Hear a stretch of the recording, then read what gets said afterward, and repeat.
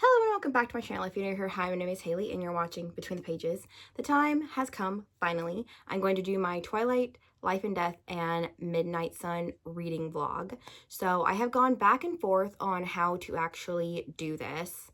I thought maybe I would read Twilight first, then Midnight Sun, then Life and Death, considering that Midnight Sun is Twilight told from Edward's point of view and Life and Death is a gender-bent version of Twilight.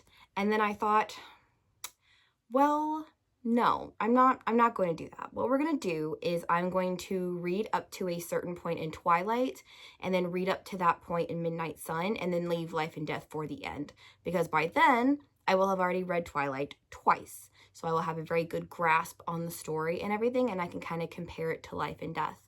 I am going to treat this like I did my Bride reading vlog, in that I am just gonna like update you along the lines or like along the way with like what my thoughts are, what I'm liking, what I'm not liking, like what I remember, or things that kind of stand up to me with this reread.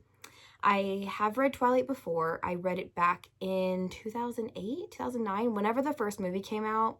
I read it like right before I saw the first movie. So it's been quite a while since I've read Twilight, and I will probably end up watching the movies too, just to kind of get in the headspace of the Twilight universe. So yeah, without further ado, let's get into this reading vlog.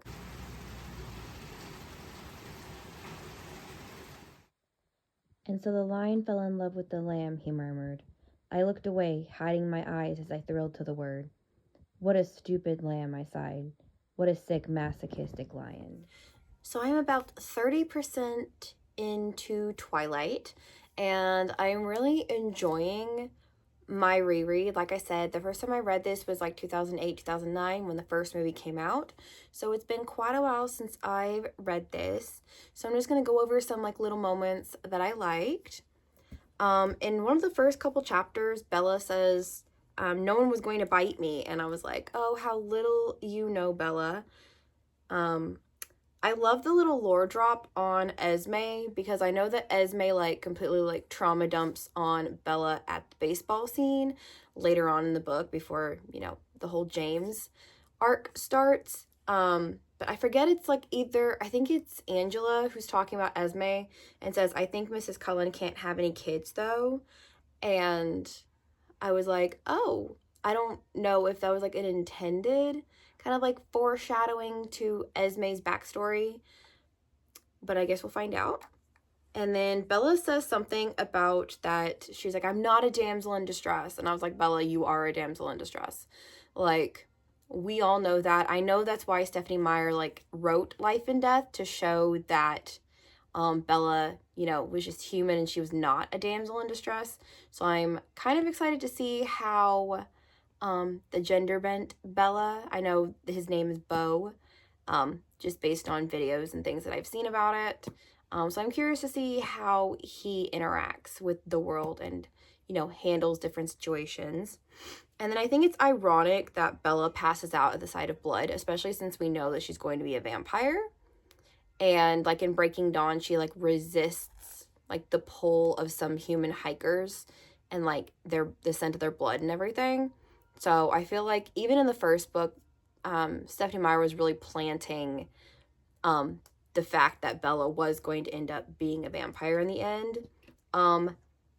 Edward is so much funnier in the book, and like I kind of remember this from the first time I read it and like seeing the movies and everything, that like they really like completely nuke his character.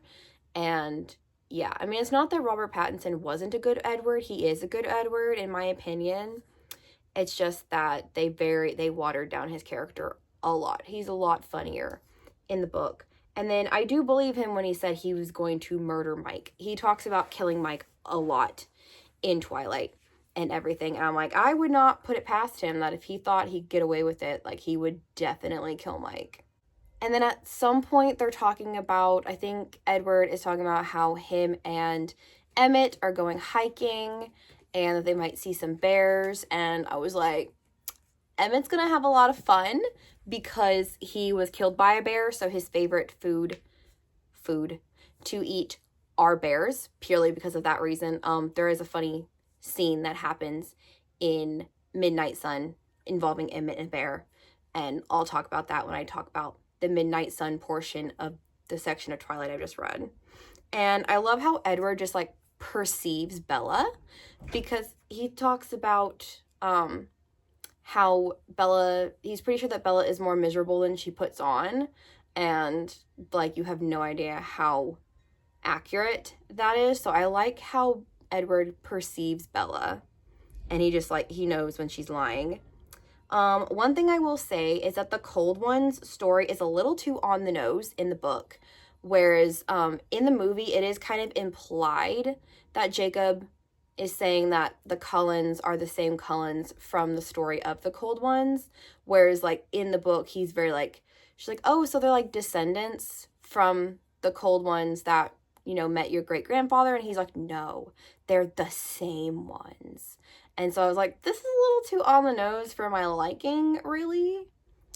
And then another thing is when Bella has her dream about like Jacob, the Cold Ones, the werewolves, whatever, and like that's kind of how she figures out like what Edward is. She talks about seeing a red-brown wolf, which is the color of Jacob's wolf. And so I was like, this is a little too on the nose for my liking.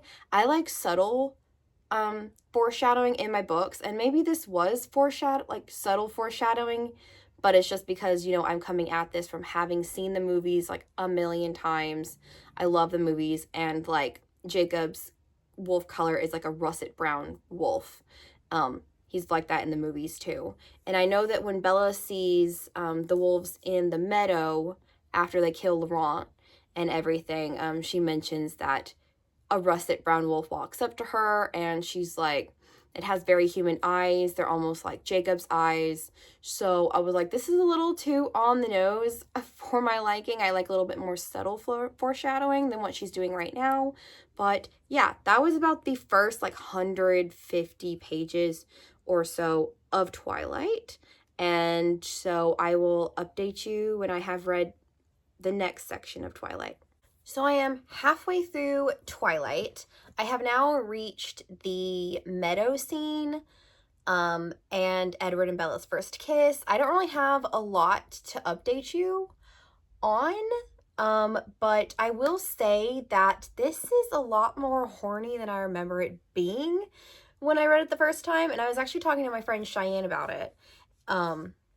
Eventually you guys will meet Cheyenne, just so you know, because I know I talk about her a lot, but she's like my only in real life bookish friend besides Taylor, which you've never met her either, but yeah, maybe one of these days. But I was talking to Cheyenne about it, and she was like, well, you probably didn't pick up on it the first time when you were a teenager, when you were reading it the first time, because you've read a lot more smut now, and you can pick up more on sexual tension and stuff like that. And I do agree with her. And I know that Meredith, who did she did like Twilight, New Moon, Eclipse, Breaking Dawn, Life and Death, Midnight Sun, Second Short Life of Bree Tanner. She did those videos. I'll link them down below because I love watching her Twilight reviews and everything. And she did mention in her review of Twilight that it's like kind of horny and like a lot more than she remembered it being, and I experienced the exact same thing. So yeah, that's just my little update for Twilight. I'm going to go read the section of Midnight Sun up until the meadow scene and Edward and Bella's first kiss, and then I will see you back here. So I am about this way through Twilight. I don't remember the exact percentage, but I do have less than 100 pages left. So I have hit the point that James, Victoria, and Laurent have just stumbled across the Cullens playing baseball, and now James wants to hunt Bella down and kill her. So we are now entering the climax of Twilight. So yeah, we're just going to talk about some feelings I have. Again, I don't have a lot to cover because I feel like I'm going to have a lot to cover like at the end of this book, but fun fact, Bram Stoker and Anne Rice exist in the world of Twilight. So I thought that was kind of cool, just as a little fun fact that I found. I really do wish they had gone into Carlisle's backstory more in the films, because we do get a lot of Carlisle's backstory in the book, and I really think it's very fascinating. Carlisle is one of my favorite characters. As I get older, I am much less like Team Edward, Team Jacob, and I'm pretty firmly like Team Carlisle. I don't know. I love, maybe it's just Peter Facinelli's portrayal of Carlisle in the movies, but I am Team Carlisle and I love Carlisle a lot. He's one of my favorite characters. And then also we learn about the Volturi in book 1, which is kind of a discrepancy from the film, because in Twilight, the first film, we don't find out anything about the Volturi. It's not until New Moon, when they're in I think they're in English class and like watching Romeo and Juliet or something like that. And then there's also, do you see the painting of the Volturi and Carlisle, which I did not realize was like an actual canon thing. I thought that was purely for the films. Apparently it's not. So when Bella is in Carlisle's study, I think it's like prior to the disastrous birthday scene, or maybe it's after. I don't remember. It's been a while since I've watched New Moon. But yeah, she sees a portrait on the wall in Carlisle's study, and it has the 3 Volturi members, Caius, Arrow, and Marcus, and then you have Carlisle in the background. And so that is a canon thing for the book. I did not realize that, so I kind of liked that. So yeah, like I said, I have less than 100 pages, and now I'm going to tell you about the Midnight Sun section of this book. So I have finished Twilight, and I ended up giving it a 3. Apparently that's what I gave it the first time. I read it according to Goodreads, and I kind of had the same experience. I do still really like this, and I love the films and everything, but like, is it the best like romantasy, paranormal romance, whatever you want to call it, book I've ever read? Not really, but I still like it. It's still very nostalgic for me. I don't really have very many thoughts for the end, because when I updated you the last time, I was about 100 pages from the end, and you have the whole conflict with James and everything, and like Bella is passed out like pretty much the entire time by the time the Cullens get to the ballet studio. But I do feel like if Bella were any other like fantasy heroine, that she would definitely tell James to like shut the fuck up and stop monologuing, because he goes on and on and on. I was just like, can you please stop talking? Please just stop. I'm so tired of hearing your voice and you like giving your entire villain monologue and everything. So yeah, I have now finished Twilight, and now we have 2 more books to go. I'm going to update you on the Midnight Sun portion of this section. She had changed me more than I had known it was possible for me to change and still remain myself. So I'm about 30% into Midnight Sun, which is about roughly 200 pages.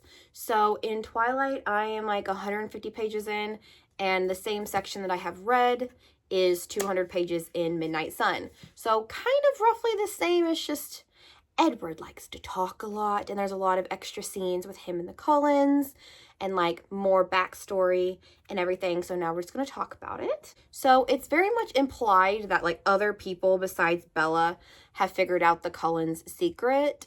And I have to say that's one of my favorite tropes in like fan fiction for Twilight. Besides another one that I might mention later. I don't know if I've ever talked about it on my YouTube channel or if I've only talked about it on Tumblr.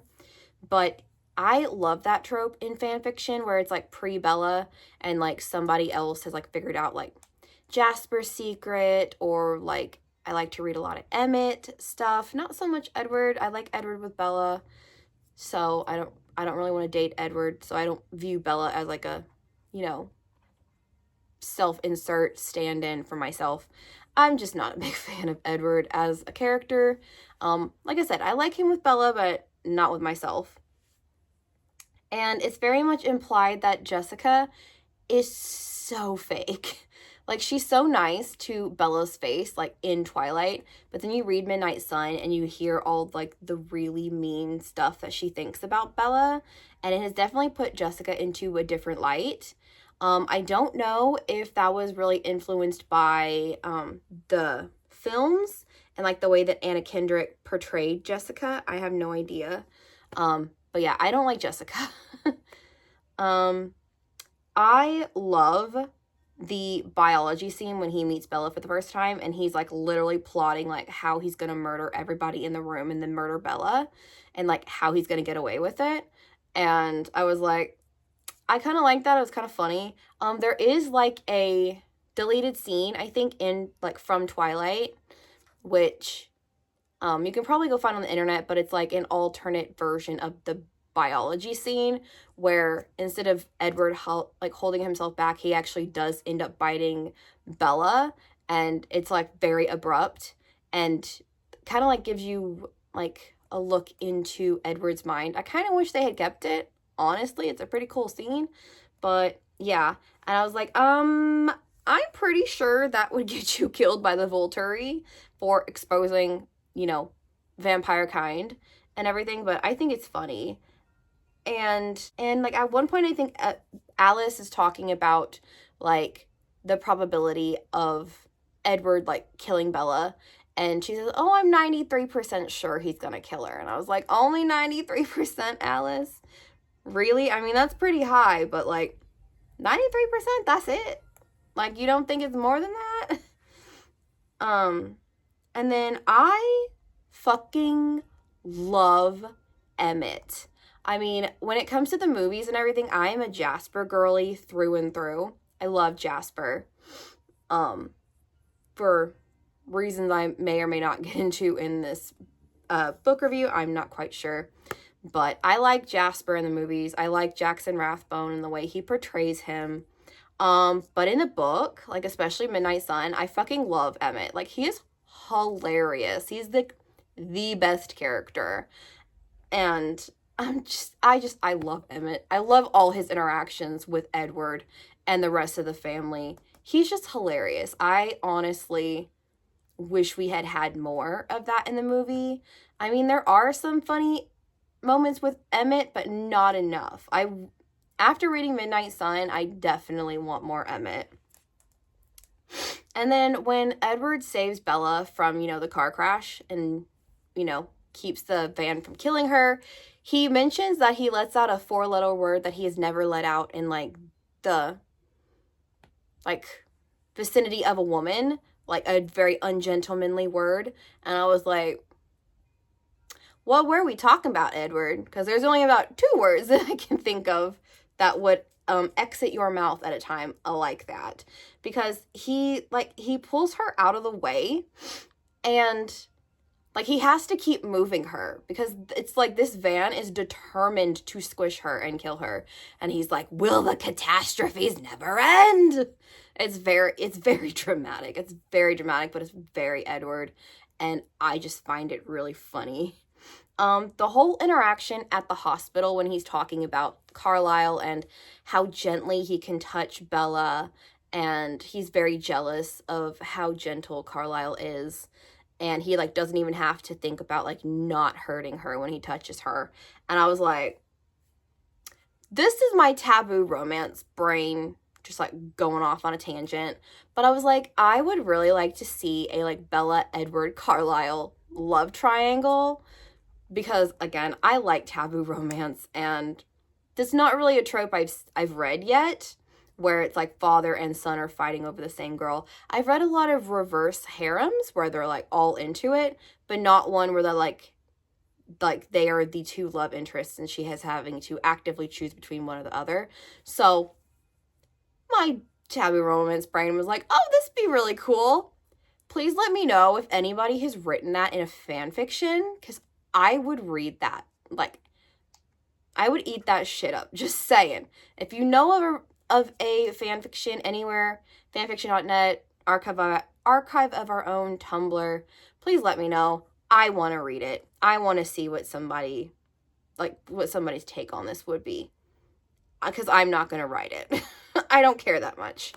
At one point, Jasper and Emmett are playing basically 3D chess, where they have 8 chessboards that have been taped together, and they're moving across all 8, and Alice is over on her computer doing a fashion thing, and she's calling out the moves to Jasper before Emmett makes them, because she can see the future and everything. And I was just that is just so cute. I love Alice and Jasper together. I do. I can't explain why. I love Alice and Jasper. They're so cute. And then Edward, also in the same scene, is writing Bella's lullaby, and Esme and Alice are helping him. And I had honestly forgotten that composing music and writing music and things like that, I completely forgot that was even part of Edward's character. And it's maybe because it's not really a big deal in the films. There's one scene that shows Edward playing Bella's lullaby for her. So I honestly forgot that was a big part of his character. So oops. Emmett, again, he is such a messy eater, because it mentions when they go, him and Edward go hunting together, without the rest of the family, and Emmett is antagonizing a bear. So he's basically playing with his food, and he gets back over to Edward, and his shirt is shredded, he's got blood all over him, his curls are all messed up, he looks a mess. And Edward is really, do you have to play with your food? You are such a child. And I'm just I love it. I love Emmett. Yeah, I do. I love Emmett so much. You'll probably hear me say that multiple times before this reading vlog is done. And then at the scene in La Bella Italia, I think is what it's called, that Italian restaurant in Port Angeles, where Edward makes Bella eat after her, almost assault by the intoxicated men, and he hears their thoughts and everything and comes and saves her. You know the scene. He tells her to eat and drink, and are you cold? Here, put on my jacket. And I was I can see where E.L. James got the traits for Christian Grey to just bring up another Twilight thing, because if you don't know, 50 Shades of Grey originally was a Twilight fanfiction called Masters of the Universe. There are lots of videos on YouTube, video essays and everything. You can, find out the backstory if you didn't already know that. But I can, because first reading Twilight and then reading 50 Shades of Grey, I have read 50 Shades of Grey. No, I never reviewed it on my booktube channel. This was before I started actually filming and religiously posting my book reviews and everything. I did read the first one, the second one, and I think I got maybe 30% into the third one, and I just got bored and DNF'd the entire series. So I have read Masters of the Universe, 50 Shades of Grey. I have read it. But reading it the whole time, you kind of forget that it's based off of Twilight. Whereas reading this now and being in Edward's head, I definitely see where E.L. James got a lot of the inspiration for her fanfiction, Masters of the Universe, and then E.L. James for 50 Shades of Grey. I do not mind being in Edward's mind. I know a lot of people are oh, he's a stalker, he's horrible. I am a dark romance and taboo romance girly, so it doesn't bother me that much. Is he a stalker? Yes. Is he crazy? Yes. But I like it. Okay. So sue me. But yeah, his inner monologue also reminds me a lot of Patrick Bateman from American Psycho, because I have also read that book. I do have a sort of kind of review up on my channel if you want to go watch that. But yeah, his monologue reminds me a lot of Patrick Bateman's right now. Just some of the things he says and the way he thinks about different women and things like that. But yeah, So I'm going to go continue reading, and I will update you when I feel like it, when I hit the next section of Midnight Sun. So yeah. So I am this far into Midnight Sun, so I'm a little over halfway through. Thank God. We'll get to it. This second bookmark just denotes like where I am in Twilight, so I know where to stop before I pick up reading Twilight. This is the only way I can keep them straight. So that's why there's always going to be 2 bookmarks, but the black bookmark is where I am. So remember how I said I don't mind being in Edward's head?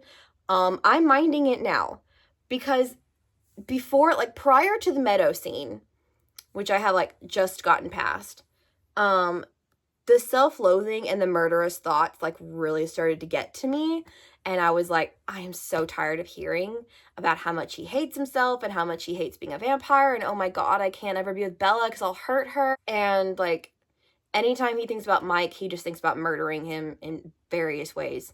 And I was like, okay, this is starting to get really tiring. And that's also when it hit me that Twilight is a romance from Bella's point of view, but from Edward's point of view, it's definitely a dark romance because of the amount of times he thinks about killing people, and just, like I said, the self-loathing and everything. It got to be very, very annoying. It has toned down, which I think Meredith talked about that, like, in her, I don't remember if it was her Twilight or her Midnight Sun review, but she did mention that, like, you get past the meadow, and, like, Edward is, like, a completely different character, which is fine by me, because I was like, I'm so close to DNFing this book, because I am so, like, I'm so done with, like I said, the self-loathing and the murderous thoughts. So God knows how I'm gonna make it through Haunting Adeline, but we'll cross that bridge when we get there. So now we're just going to talk about various things I liked. Edward keeps going on and on about Bella's choice and how, like, you always have a choice and this is your choice. You don't have to do what I say. We don't have to do this. It's your choice. And I was like, sounding a lot like Rhys there. Because Rhys in ACOTAR always talks about how Feyre always has a choice and it will always be her choice and stuff like that. Again, I can't help bring up ACOTAR. I mean, I'm wearing a freaking Crescent City sweatshirt of all things. So, again, sorry if that annoys you, but ACOTAR is one of my favorite series. So I will always compare everything to it. So, and there was one point and I was like, oh my god, Edward's like totally crashing out over the fact that he doesn't think Bella, like something about like Bella thinking that he doesn't love her as much as she loves him, and he like has a total like mental breakdown over that. And I was like, dude, I need you to take it down a notch, like chill, it's not that big of a deal. And then Edward kind of plays matchmaker because he knows that Angela is like really into Ben Chaney, I think is his last name, which is kind of a difference from the movies, because in the movies she's with Eric Yorkie. But it could have been like Jessica and Lauren, they mashed them into one character, into Jessica in the film. I don't know if Eric is a mishmash of Eric and Ben from the books. I don't know if it's ever been stated if he's a combination character, but yeah. Then there was also this one point where, I forget where, but it's mentioned that like Carlisle pats Alice's head, or pats her hair, and all I could think of him was like patting her head like a dog. I don't know why that evoked that image, but it did, and I was like, that's all I could picture, was him just like gently patting her head like the top of a little puppy dog, and I thought it made me laugh. So, and then at one point when they're talking about like what CD that Bella has in her CD player at home, it's mentioned that it's Linkin Park, and I don't know if that was a thing like before the films, because Linkin Park has a song in, I think on the Twilight soundtrack. I can't remember the name of it, so I'll have to look it up and then put it right here. Again, it's been a while since I've listened to the Twilight soundtrack. I do have it. I think I have all of them, except maybe Breaking Dawn Part 1 and 2. But I do have the Twilight, New Moon, and Eclipse soundtracks, because the soundtracks are just really good for the films, in my opinion. But I know Linkin Park has a song that they wrote like specifically for Twilight. So I just thought, I was like, really? Stephanie, really?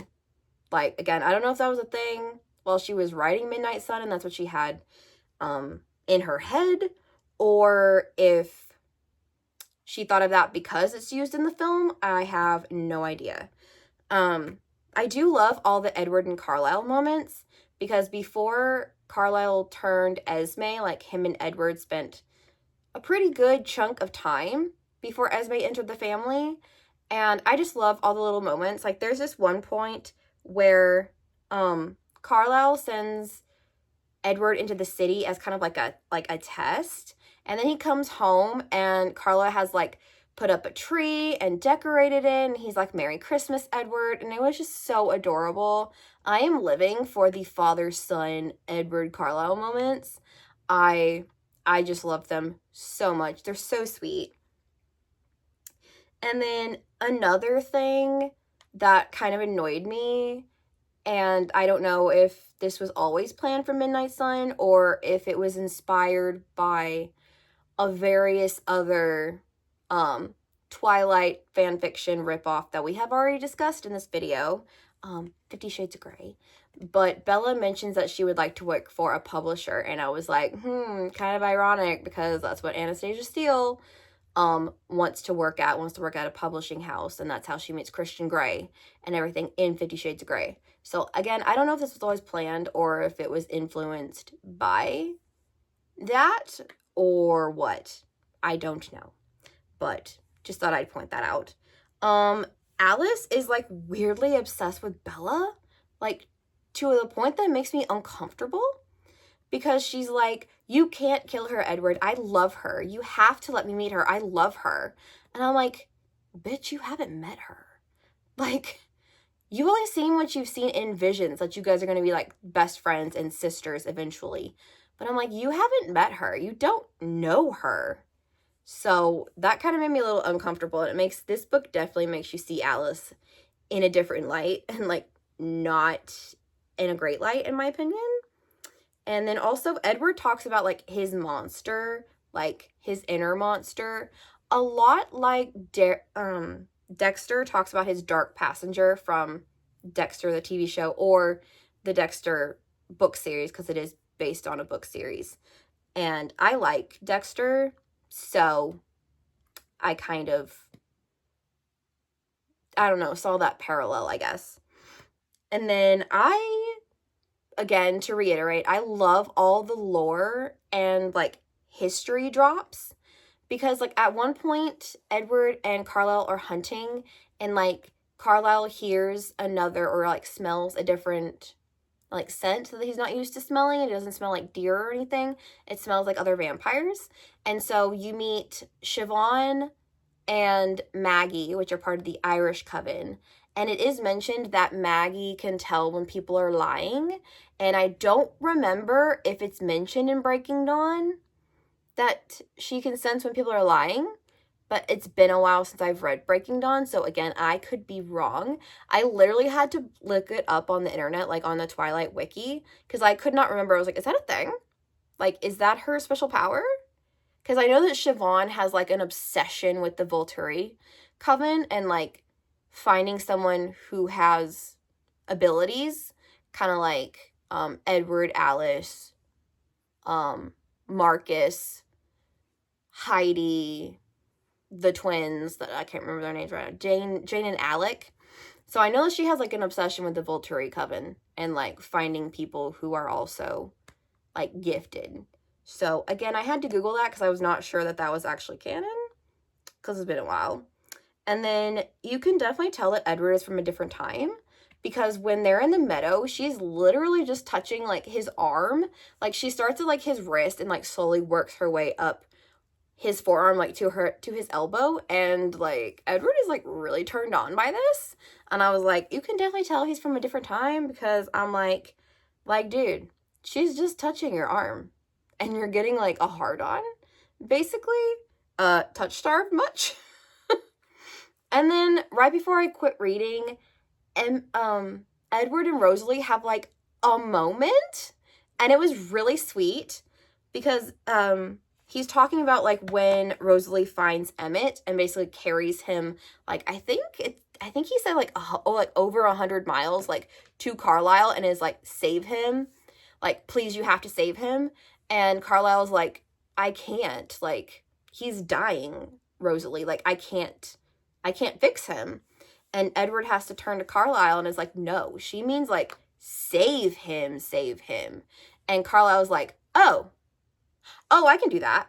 And so he basically sends Edward and Rosalie like away from the house because he worries about like Rosalie, I guess maybe being able to like, I don't know, like maybe would like torture her to see Emmett in pain during the transition. I don't know. It's not really mentioned how long they're gone. It kind of just mentions that him and Rosalie kind of like sit down by the river, like near their residence, and they kind of have like a conversation. And he said that this is like the first time that like Rosalie has felt like his sister, and that's kind of like when their relationship changed from more like, you know, roommates, adversaries, to siblings. And I thought it was really sweet. I was like, I love all of this backstory, like for the Cullens, which is kind of like what is keeping me interested in Midnight Sun right now. It's less so Edward and Bella like relationship because I've already seen it in Twilight. I don't really need to see it from Edward's point of view. There are some points where I am very interested, like I'm coming up on, I don't think I've gotten to the baseball scene yet because I stopped after I finished my section of Twilight that I've already discussed in this video. And you'll know because I have the same outfit on. But I'm interested to see that because he talks about how he can hear James's like thoughts and his plan. And I know that they separate, and Jasper and Alice take Bella to Phoenix and he stays back in Forks with his family to kind of like lead James off the scent or off the trail. So I'm curious to see that part. So that's the only thing that's keeping me invested right now in Midnight Sun is the little moments that we don't see Edward, and we get to see like what's happening like on his side of the story. So yeah, I am slowly making my way through Midnight Sun. I do have, I think, like 280 pages left of it, so I'm definitely ready for this book to be over. I have not looked and seen how long Life and Death is, but I'm hoping that it's going to be a lot less painful than Midnight Sun. I can definitely see why Midnight Sun is probably most people's least favorite. I am still Team Edward, all the way, which, to go off on a funny side tangent, I had a dream last night that we got New Moon from Jacob's point of view. So I would really like to see that at some point, Stephanie Meyer, please. If you're going to write from any other point of view, I would like to see New Moon from Jacob's point of view. So like him shifting for the first time, him finding out about the wolves and the whole thing with Sam and Emily and things like that. I would really like to see more of that. So maybe my dream is a premonition. Maybe we'll get that. I'm hoping that if or when we get the Renesmee book, like it'll be in Jacob's point of view, because I would like to see more. Because like, yes, we got like a 200, 300 page stretch in Breaking Dawn in his point of view, but I want to see more. So yeah, that's just my little update from Midnight Sun. And I will update you hopefully when I get to probably, well, I still have to read like through the baseball scene and the beginning of the hunt with James and everything. So I'm hoping it's going to start picking up because I'm pretty much about to hit the climax of Twilight and Midnight Sun simultaneously. So we'll see how this goes. I guess I will just update you later. So I have finished Midnight Sun. I ended up giving it a 4, so 1 more star than Twilight, purely because I love Edward's point of view in the parts that we don't see Bella. When he's with Bella and we're just seeing like the same scene of Twilight from Edward's point of view, I am usually very bored during those parts, but I love when Bella's not on page and I get to see all the little moments with the Cullens and like kind of how Edward thinks. So we're just going to talk about the last 150 pages or so of Midnight Sun, which is like the last 100 pages of Twilight, so the climax of the story. So we're just gonna go over it really quick. Rosalie and Edward have like another little moment, and he's like, can you like please just be my sister in this moment and like be nice to Bella, because he's gonna take her to play baseball or watch the Cullens play baseball and everything. And yeah, I love the moments between Rosalie. There was actually one part where she was saying how like she hates Bella because she's jealous because she is a human, and you know, Rosalie didn't choose to be a vampire. She never would have chosen to be a vampire. She would have rather died, because Carlisle basically turned her against her will as a girlfriend for Edward. That didn't work out. We all know how that worked out. But yeah.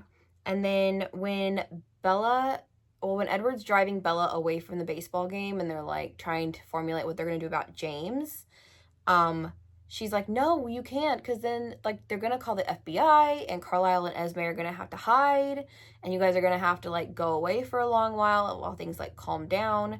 And Edward's like, we've been there before. And I'm like, have you had the FBI called on you? Like, for mysterious deaths or something?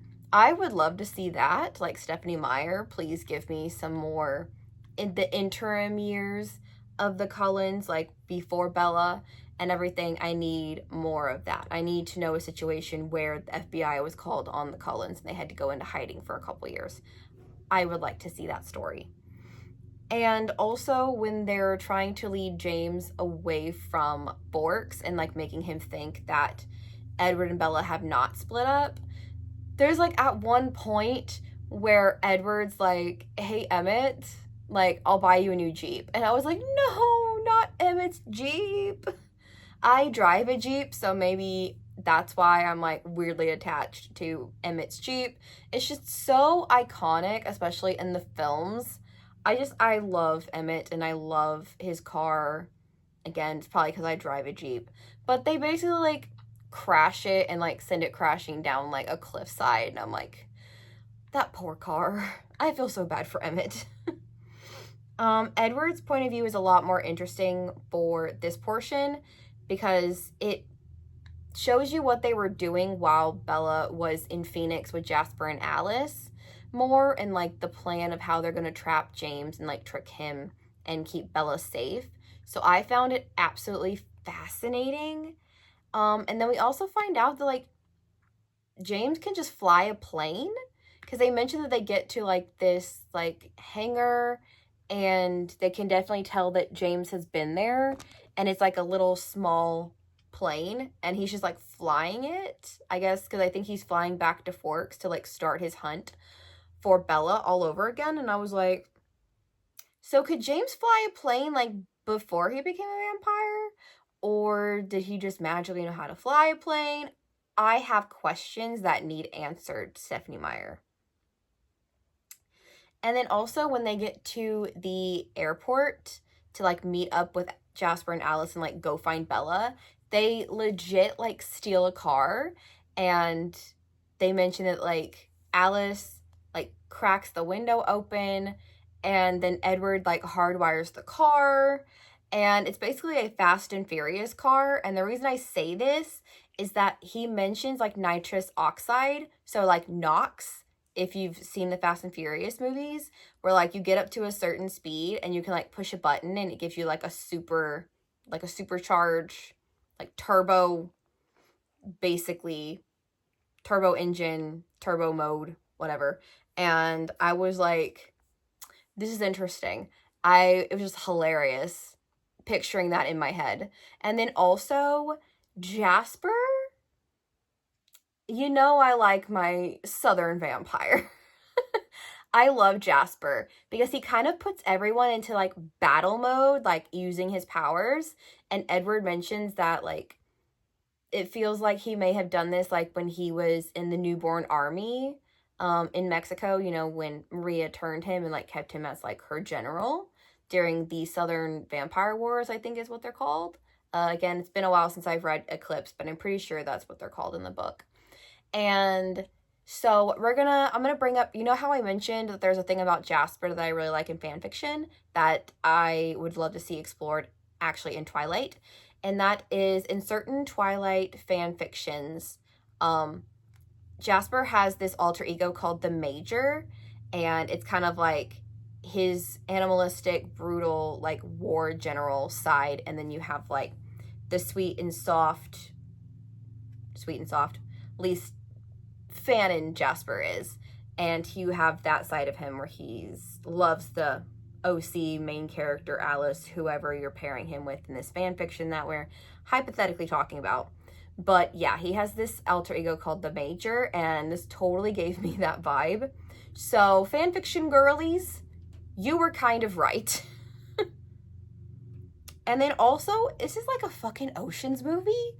Like, talking about like switching cars, and like Carlisle ends up drugging somebody so they can steal their car, and then like they end up stealing, like instead of like the Fast and Furious car, they switch cars to like a minivan to kind of like throw the police off. And I'm like, this is like a fucking heist movie in my mind, and I was just like so entertained for this last like 150 pages. And I again, to bring up my love of Carlisle, when he's talking to Charlie on the phone in the hospital, my heart melted. So I am Team Carlisle all the way. And then also it's mentioned that Renee, she kind of like projects her thoughts, whereas like Edward can't read his thoughts. He can kind of read like pictures and stuff like that. And then obviously he can't read Bella's thoughts because she's a shield. And I was like, so did Renesmee get her powers like basically from Renee and Charlie? Because, you know, Renesmee can touch people and like show memories like through pictures, and I guess thoughts maybe. I don't know. It's been a while since I've read Breaking Dawn, so I can't really remember the specifics. But I was like, so is this where Renesmee's powers come from? And the fact that she is the daughter of someone who can read thoughts and someone whose thoughts cannot be read, or basically like a shield. And then her grandparents either project their thoughts, or you can like only like read emotions in their thoughts. So I think that's really interesting. Meredith did mention this in her, I think her Midnight Sun review, which I have not finished watching yet, that she wonders if Stephenie Meyer like had this planned, or if she kind of like came up with this for Midnight Sun to explain like Bella and Renesmee's powers. So I think that's really cool. I don't know if that's more of like a fan service thing, but I liked it. I like when we get like little lore drops and everything. It makes my fangirl brain tingle, basically. And then it's highly implied by the end of Twilight that Jacob has started his transition into a wolf, because he mentions that he is now 6'2". Bella says that he looks like a fully grown man despite only being like 15, 16 at this point, somewhere around that age. And then he also mentions that he keeps mentioning that Bella has some really like nasty smelling perfume. And I was like, Jake, that's not perfume. It's the scent of Edward on Bella. And then he also mentions when Billy and him come to bring Bella bring Charlie Harry Clearwater's fish fry, that he mentions that something smells rancid. So you can tell that even before he shoots up to 6'2", that he is starting to transition into a wolf, because we know that happens in New Moon for him. So it was really cool. I did not remember that, because it's not really implied at all in the Twilight film that is where we're going.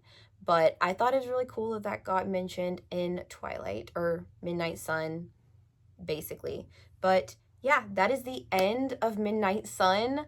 I am now 100 pages into Life and Death.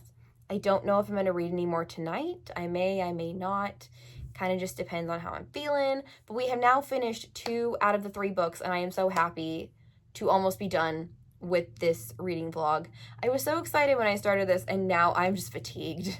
I am twilighted out at this point. I'm not quite suffering through Life and Death, but we're getting there. So yeah, I'm going to go continue to read that, and I will come to you at some point with an update for it. As always, I was too aware of Edith sitting close enough to touch, but still far away that she might as well have been a product of my imagination.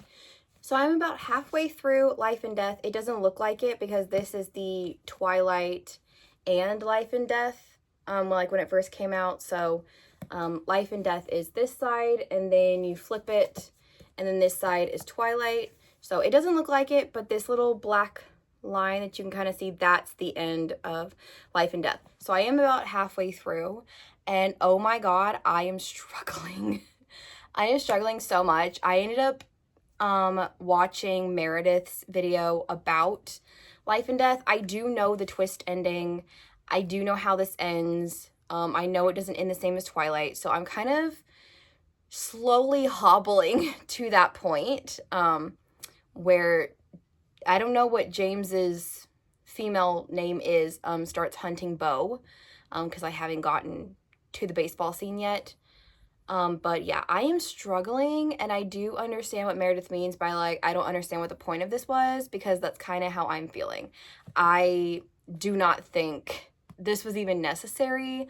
I think, honestly, she came upon, like, the 10th anniversary and was like, I gotta give them something, because I gave them Short Second Life of Bree Tanner at the 5-year anniversary, and this was the 10-year anniversary, and then Midnight Sun was the 15th anniversary. So I feel like Stephenie Meyer was like, I just got to give them something.